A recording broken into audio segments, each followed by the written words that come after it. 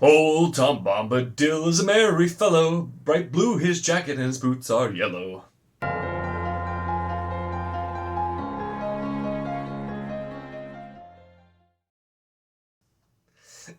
Hello and welcome to my channel. In this video, we're going to be talking about the Fellowship of the Ring. Of course, the first part of the Lord of the Rings. And I did the audio by Andy Serkis, just holding this up for reference because I have this beautiful copy. I wanted to talk about this because it has been a really long time. It's been well over a decade since I last read Lord of the Rings, since I was younger when I read it, and I wanted to know how my thoughts would change. And with the audio, which I really enjoyed for The Hobbit, so I thought this would be a good way to consume and do a reread or listen in this case to the main Lord of the Rings novels. And I remember when I was younger, I enjoyed them, but I did find myself bored at parts, and was not a fan of the songs.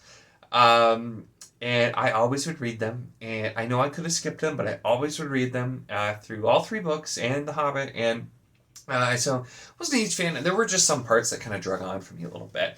And so I wanted to see how am I going to feel about it now? Have things changed? Do I appreciate things more, or what? So let's kind of dive in. So the first thing is the songs. I still hate them. I don't like them. It's Andy Serkis singing them instead of me having to read them, which I feel like is technically better. But it's not for me. I know there's definitely other fantasy series that have done that, but that is still got to be my least favorite thing with reading Fellowship. It's just the songs, and we'll take a break to do a song. Now, sometimes it's got some cool exposition or lore that's in it. Other times it's just silly. It's just not for me, and I'm still not really a fan. There was one point where they're walking, and someone says, "Let's have a song. We haven't had a song in days." I'm like, "No, that was a good thing. Please don't sing another song." I'm thinking to myself. And it's no knocks on Andy Serkis and his singing. It's just really not for me. So I still don't care for the songs much, but I had a good time. I never did feel bored going through. Besides the very beginning when it was History of Hobbits, which I think is I just didn't care about. But in the actual story, I found myself really enjoying it.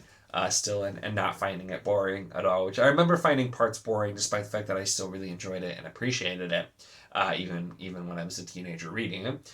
But so that's the first thing. The next thing, as per the intro, is Tom Bombadil, because I know there's a lot of arguments over whether Tom Bombadil is necessary, or if he should be there, or what's going on with him. And I remember, I feel like when I was younger, I thought it was so dumb, and I was very much in this is dumb, we don't need Tom Bombadil. With going through this time, now still, all of the singing was really annoying to me. I will maintain that, and there's a lot of singing there. But I thought about it more, and it really kind of had me thinking and going down and deep because of the fact that Tom Bombadil is, some force of the earth, basically, is what's implied. He's been around basically forever, since even the elves were around or something aside. And so it's really interesting seeing that he's just some primal force who's just jolly and just wants to sing and have a nice time. So I did kind of like the depth there, and I feel like when I read it when I was younger, I was probably just more so annoyed and didn't care. So that part, I definitely felt like I enjoyed a little bit more here as well.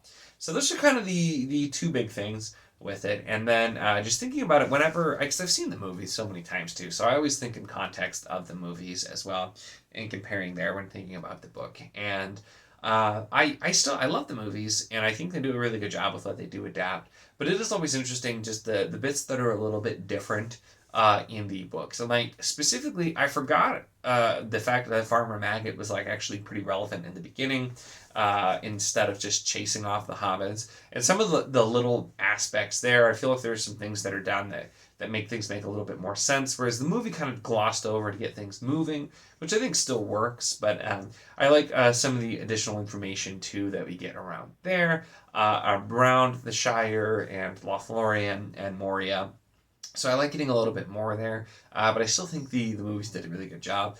And yeah, you don't really have much Arwen. You have Glorfindel instead doing the things that Arwen did in the movie. But considering Arwen is important, I also can definitely see why having her feature a little bit more prominently was probably a good thing. But I do love how much dialogue they did keep in the movie too, because it just it makes me, whenever I watch the movie, it makes me think of things that I'm like, oh yep, I remember this is exactly like this in the book, and then reading the book, I'm like, yep, this is the exact parts of the movie. So I still think the movie holds up. I still think the book holds up, and if anything, I do think I enjoyed Fellowship a little bit more. Than I probably remember doing. Had a really good time with it, with getting through. And I do like a lot of the differences with the characters. Some of them are just you get some people who are fleshed out a little bit more earlier on in the movie, and some that aren't. But the general depth you get, of course, is going to be more in the book with anything. And that's why, although the adaptation I think is great and it did change some things that I think worked really well, and I can absolutely understand why they did, there is just something about getting the full experience of the book.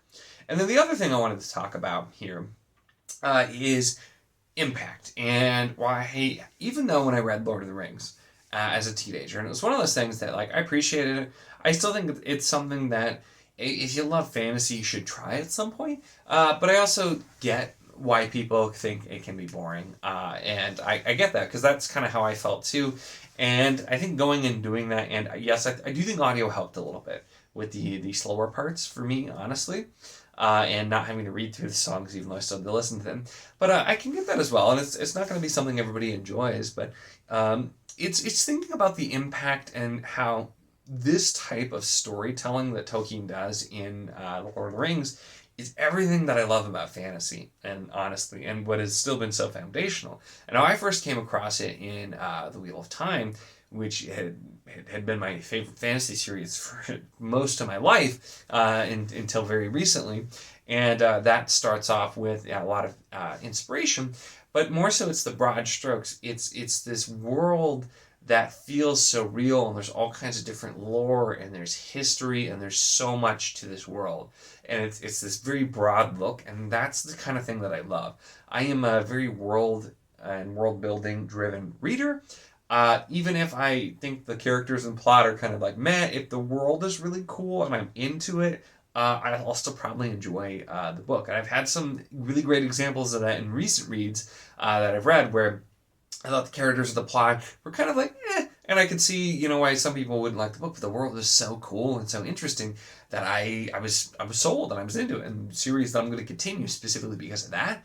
And so it's just looking back and just thinking, rereading this with me in my life now where I'm at, and with all of the things that I've read, and just seeing like, yeah, this is what, there's such a good reason why this is, a classic, and why it's so good. But it's just, it really, even though The Lord of the Rings isn't what I started with, it wasn't my foundation of fantasy, it was the foundation for my favorite fantasy that I ended up reading. And you can see that a lot in my favorites. A lot of my favorites are the slower, long epics that are high fantasy and have these very rich worlds, Wheel of Time, Wars of Light and Shadow, that I love as well, like Memory, Sorrow, and Thorn, and you got Sanderson. A lot of his stuff too is really big in the world and the lore. Like so many of my favorites are that kind of thing, and it's Tolkien he set the benchmark for that, and he did it so well that it's really no wonder that so many people were inspired, but also just kind of ripping it off for a long time. But so I feel like I had such more an appreciation looking back at where, in a lot of ways, and for a lot of authors and readers, their fantasy journey began with Tolkien, and I just had so much appreciation for it. And so that was something to. Even reading at the time, I appreciated it a lot and I enjoyed it, but I feel like I enjoyed and appreciated it a bit more coming back to it now. And so I'm really, really glad that I did. I can't recommend the audio enough, like I said.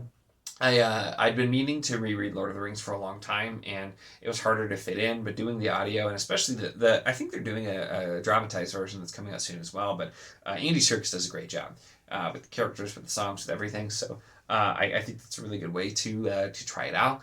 But yeah, it's really, I feel like I have a lot more perspective now, and I'm much more well-read than I was when I was probably 16 and started reading this. I've read so many more things, and it just kind of makes me appreciate it more. Instead of seeing things like, oh, you'd think, like, I've seen, elements that people have taken from this and done a million times, you'd think it'd get older, but more so it's just seeing so many of the things here that are done so well, and that other series and authors have taken inspiration from and done, and just kind of really that what Tolkien's doing informed my entire like love of fantasy, and what I personally like is a lot of it's what Tolkien was doing in Lord of the Rings, and I don't think I ever really thought about that, because so many of the barring Wheel of Time, so many of the other, like a lot of my favorite series and several things that I've read in the last few years as well that have just been so great and so perfect, are things that I've read more recently or I hadn't read at the time, and so it's just it's really great revisiting Fellowship, and I'm really excited to continue. It probably is going to be next year before I move on to Two Towers, but I'm really excited to keep going just because it's been really, really nice revisiting. I don't know if I'll do a video for the next two, but we'll see. But this is me kind of rambling about Fellowship of the Ring, talking about some things, how my opinions may have changed or not changed with it as well. Let me know your thoughts. What do you think about Fellowship of the Ring and Lord of the Rings? Have you had a similar experience where you read it at different times and felt differently about it as well? Are you one of the people that loves it, one of the people that doesn't like it, finds it boring, not find it boring? Let me know. I feel like there's so much to talk about with this book here, and I just kind of wanted to highlight a few points that I wanted to talk about in the video. But love to continue the conversation with you in the comments. That's it for this one, though. Make sure to give the video a like if you enjoyed it. Check the link in the description, as always, for the Wizardly Enclave Discord. If you want to chat books, whether this book, other books, really anything at all, it's a lot of fun. We'd love to have you. And, of course, if you enjoy my content, make sure to subscribe.